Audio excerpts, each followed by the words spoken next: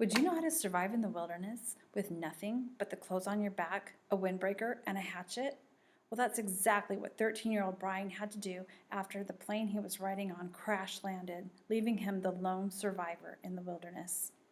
In this book Hatchet, this realistic fiction book Gary Polson has written, Brian is on his own to see his father when his plane crashes. This story follows Brian through the wilderness and all of his many adventures on how to survive. He has to try to figure out how to create fire, make a shelter, catch food, and hunt. And all the while doing these things, he had to survive some unspeakable and unfortunate experiences, such as being stabbed by a porcupine, sprayed by a skunk, attacked by mosquitoes, trampled by a moose, and surviving a devastating tornado that destroys everything in its path. When all is lost and Brian is left with nothing, he will use the one thing that saved him and helped him continue to survive: the hatchet that his mom gave him before he boarded the plane to go see his father. Hatchet was a 1988 Newbery Honor Award receiver. And in this book, it contains two themes. These are two important themes for students to understand as they read this book. The first theme is in the physical sense, being able to survive the wilderness in the physical sense. On page 84, it talks about an experience that Brian had as he was trying to figure out how to even just light a fire. He said clearly there had to be something for sparks to ignite, some kind of tinder or kindling, but what? He brought some dried grass in, tapped sparks onto it, and watched them die. He tried small twigs, breaking them into little pieces, but that was worse than the grass. Then he tried a combination of the two, grass and twigs. A little bit later it goes on, as he's been unsuccessful, and says, man had made fire. There had been fire for thousands, millions of years. There had to be a way. He dug in his pockets and found a $20 bill in his wallet. Paper. Worthless paper out here, but if he could get a fire going. So that's just one example of one of the many physical aspects of trying to survive in the wilderness. The second theme of the book was his inner struggle, the emotional struggles that he had over his mom and dad's divorce. On page 29 and 30, Brian is having kind of a reflection or looking back at some of the experiences as he's sitting here alone in the wilderness, trying to figure out how to survive, but then also dealing with this inner struggle that we were talking about. He has a flashback back to his mother. She was sitting in a station wagon, a strange wagon. He saw her and she did not see him. Brian was going to wave or call out, but something stopped him. There was a man in the car.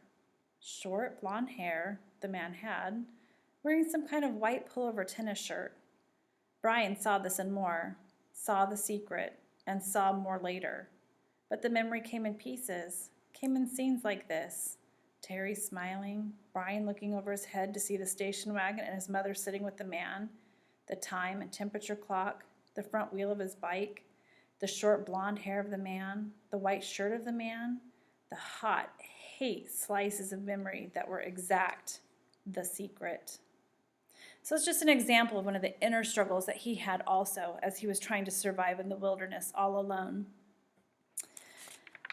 One of the quotes that I personally liked, probably because I am a teacher, was a memory that Brian had about his English teacher as he was kind of feeling low and devastated and figuring out what the heck he was going to do to survive in this Canadian wilderness all on his own with no experience and not really understanding how he was going to survive.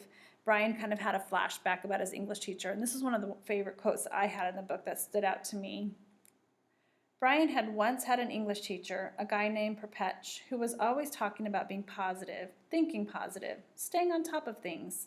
That's how Perpetch had put it: stay positive and stay on top of things. Brian thought of him now, wondered how to stay positive and how to stay on top of all this.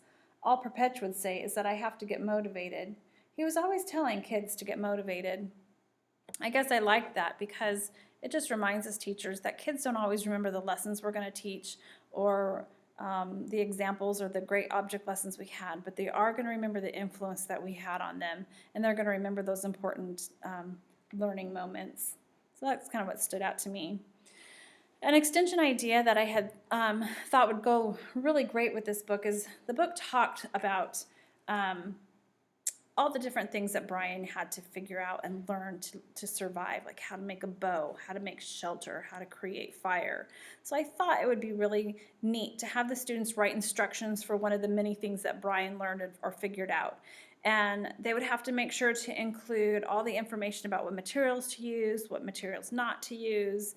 They'd have to make sure that the teacher would make sure that the students would write this as if someone had no idea or had never done this by themselves, and to be able to create what, some of the things that maybe Brian had to create for survival. So I thought that would be a really great thing in the book.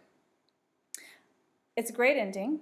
It also has a sequel, so if you really like the book, then you would definitely look forward to the sequel. I'm glad I read it. It reminded me of a childhood book that I read called My Side of the Mountain when I was growing up, about a little boy in a similar situation, a different situation. He was in a mountain, and how he had to survive using a holdout tree as his shelter. Great read. I really liked it.